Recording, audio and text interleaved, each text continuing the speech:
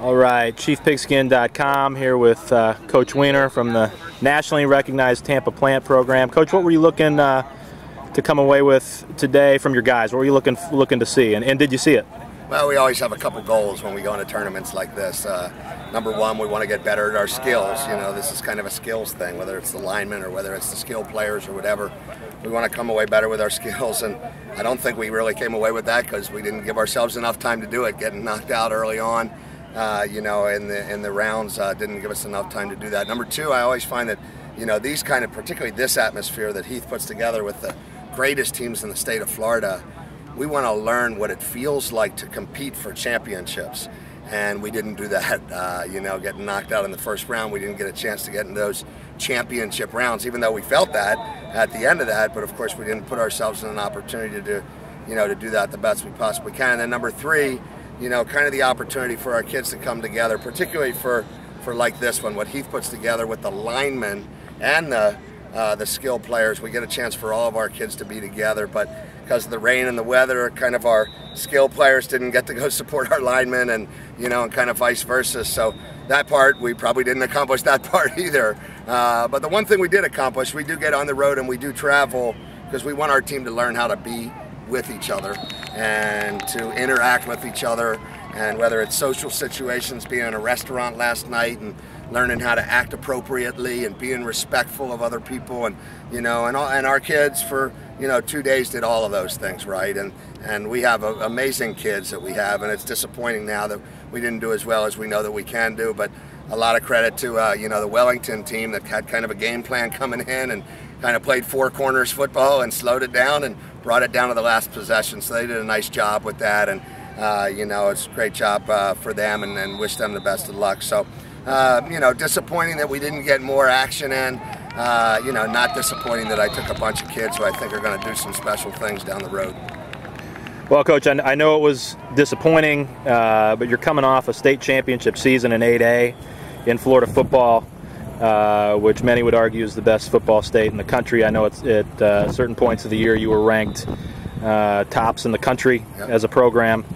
And I think it's, what, 4 state championships in the last 6 years, is that right? Yeah. How I think for our coaches who are viewing, you know, all of them looking to strive to that level, how do you achieve that kind of excellence with such consistency? I think that's the big question. Yeah, I really just think, you know, from the get-go, the inception of anybody coming into a program, and number one is to recognize that it's not you who's going to make the difference, that you as an individual are going to provide a structure that a lot of other people that you're going to count on are going to make the difference. And I was talking to the coach from Palm Beach Gardens earlier on, and we were just talking some ball and talking back and forth, and you know, and I know that he had a lot to offer me as well. But the only thing I offered is that I think if you have a vision of what it is that you want your program to look like and what you want your kids to do, you can't compromise that vision for anything.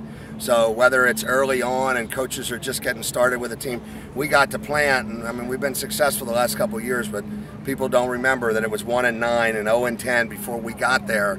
And I'm saying it's not anything brilliant that we did, but we had a vision of what we wanted it to look like.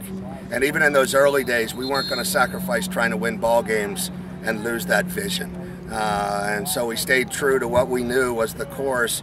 I'm a guy who's, you know, kind of been the child of Dominic Sayo, who's a longtime coach from Jesuit in Berkeley, and you know, and that's one of the many things that he's taught us is to have a vision for what you think works, care about your kids and the character and what they do off the field, and all of those things on the field. When you put competent people there, are going to work. So that's what I would say. I mean, I know that I learn much more from other people than they could ever learn from me, but that's what I think even about these moments. Every moment is a learning moment.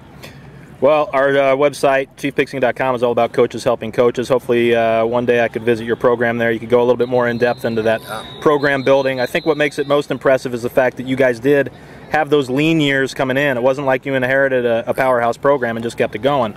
So I think that's really what our coaches are looking for is, you know, I think a lot of coaches walk into those situations, and that's what they're looking for. Well, having said that, how do you feel about next season rolling in? You got a little glimpse of things here at the 7-on-7, but that doesn't tell you everything. Yeah. How do you feel about 2012? Really couldn't be more excited. I mean, we played in a 7-on-7 tournament last week at UCF with, I think they had like 40 teams and won that one.